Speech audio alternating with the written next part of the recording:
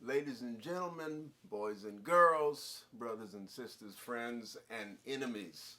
My name is Jason Marshall. This is Applied Musicianship. Today we will discuss sound.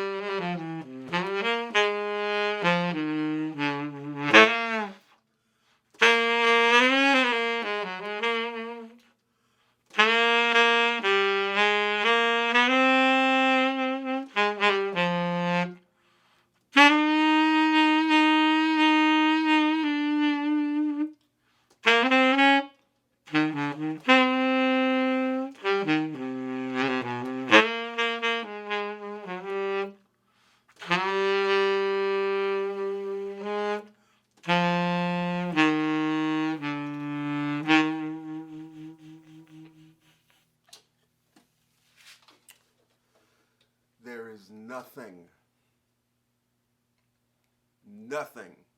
more important than your sound, people. As a musician, it is the only thing that has any lasting value about your presentation is the sound that you produce with your instrument. Whatever instrument that is, even if it is your voice, your sound is really all we're talking about. The notes you play, how they relate to the harmony that's also being played in time, out of time, all of that's of some value. But none of it matters if your sound is not together. I feel very fortunate. As I mentioned in the introduction, my mother sang to me every day for 18 years. I kind of feel like I had a head start on everybody else in terms of music for that reason. She was not the only musically inclined person in my family, and still is not. But she is. She has the most beautiful singing voice I've ever heard, and that is one of the voices that I have constantly resonating in my vessel, as it were. So, if you're a parent, sing to your children. If you can't sing, learn how to sing. If you still can't, keep trying. Singing to your children is one of the most edifying things that you or them can experience. Developing your sound will be to do with the first voices you hear, number one. And obviously, as newborns, we can't control who and what we hear. But understand that whatever those sounds are will definitely inform your sound and the sounds that resonate with you. My speaking voice as an adult is a baritone. So after my voice became what it is now at roughly, I don't know, 14, 15, that's what resonated with me. You know, the baritone spoke to me. I've been playing this instrument since I was 11. Uh, and that's a story I'll say for another time. But your sound is what introduces you to people, and your sound is the only thing they will remember about your presentation. Certainly, the people who matter, which is to say the listeners, the reason you are there to play, what they will remember is your sound. I'm actually struggling to find ways to stress how important your sound is, because that's all we're talking about. Um, I felt strongly about making this an earlier part of the presentation because I see a lot of students who have clearly spent time developing their harmonic vocabulary and even transcribing some and practicing, to develop facility on their instrument, and their sound is not right. And that makes them, from a vocational standpoint, almost completely unusable as a sideman or as a leader because their sound is not right. If your sound is not strong, you cannot reach the listener effectively. And when I say strong, I don't mean loud. Volume is important, but you have to have a well-developed, defined sound to make your presentation effective. I hear lots of, I play saxophone, so from woodwind people, they'll say you have to have the right embouchure, you have to have the right air, you have to have good posture, and all those things are important. But I think the very first thing for me is you have to hear what the end result is.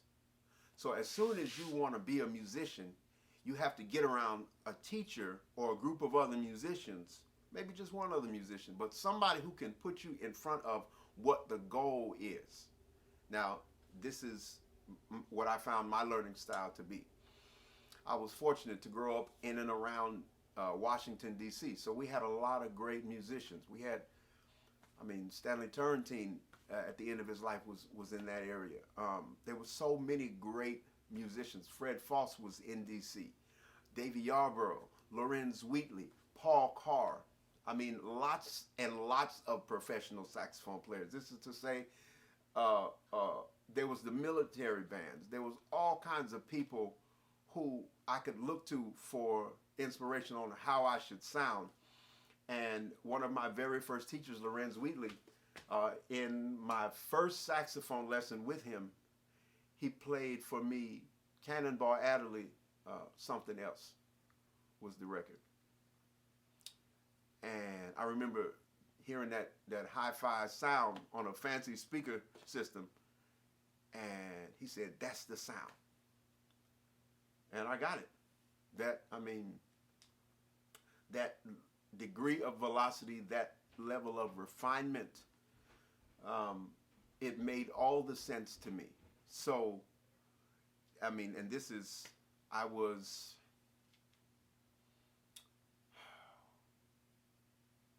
13 or 14 years old. I started playing the saxophone I started playing saxophone in 4th grade. I went to Timbermont Music Camp. I'm sitting here reminiscing. I'm just thinking about all the things that add up to my sound. First of all, my mother. Second of all, the music that they listened to. A lot of Earl Klugh, a lot of George Benson, Ramsey Lewis.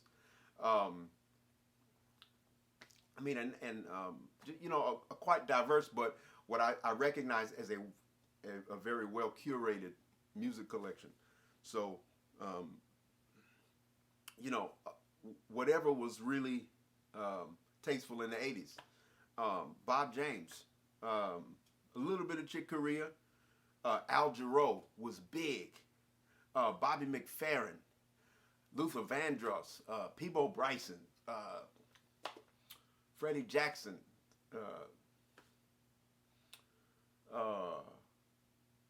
Luther was real important. Still is real important. Luther Vandross.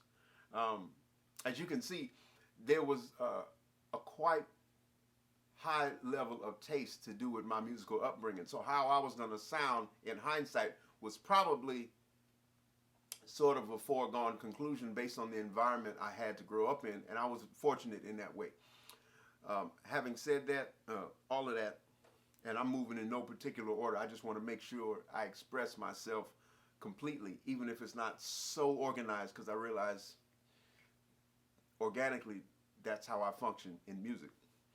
Um, you got to hear the right stuff first. So I find a lot of young music students, they have obviously spent time practicing, but they haven't heard what they're supposed to sound like. They haven't heard what they should aim for. You'll develop your individual voice in the pursuit of trying to sound like the right thing.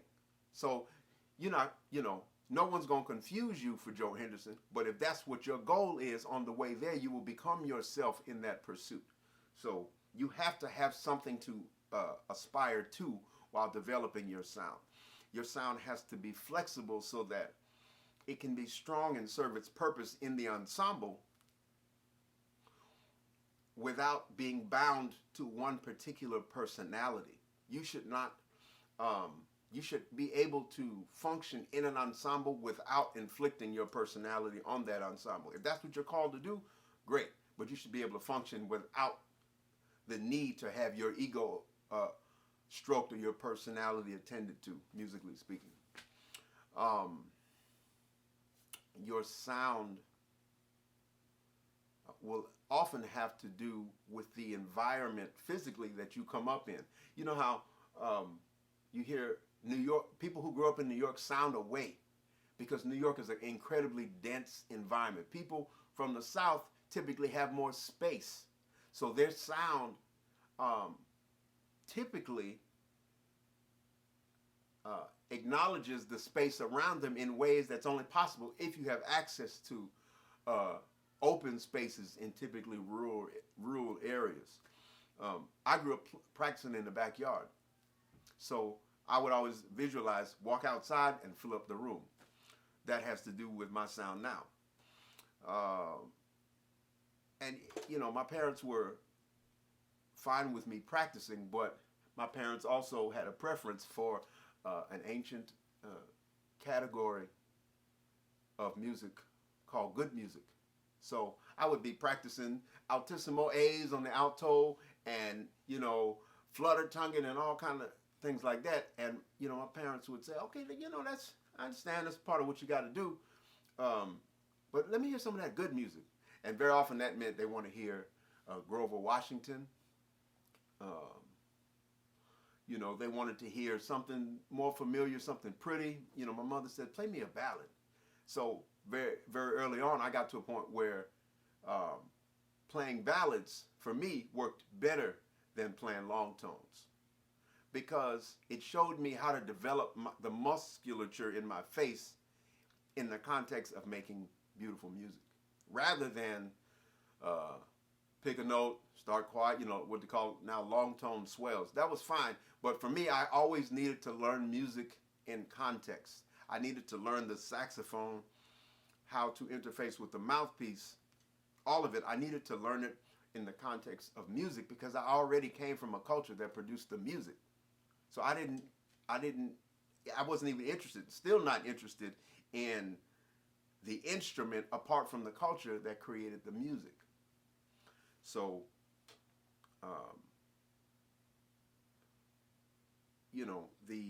the way you develop your sound has all these different ingredients to them, but at any point in time when you need to improve, you got to figure out what to aim at in terms of what sound to aspire to, and on the way there, you'll develop your sound. Your sound should have proper air support, and I'm speaking for wind instruments, and that will have to do with, in speech, what we might call good diction or enunciation.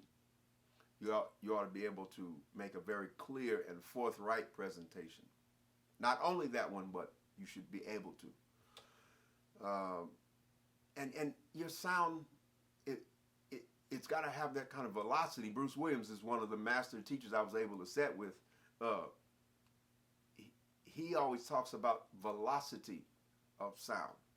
And I've come to understand, for me, that's to do with being able to reach the listener. You have to literally project the sound from the universe through the vessel, which is part of the instrument, out to the listener so that the message can get across. You got to make people want to sing. You got to make people want to clap and stomp their feet and dance. or at least feel the music. And this is all to do with the kind of sound you have, not how much harmony you can play, how many notes you can squeeze into a particular measure. Your sound, okay?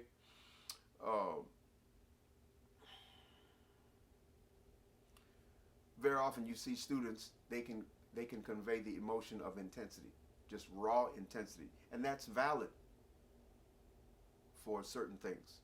But you should be able to communicate more than that through your instrument, and your sound will decide whether you can communicate that. A lot of my teachers early on would talk about developing a point in the sound, which is to say, having a sound which is round is nice when playing with other acoustic wind instruments, but when you play with electric instruments, you have to have a sound which has a point on it. And the point on the sound is what will make the sound what we understand to be lyrical, which is to say it will give it a vocal quality.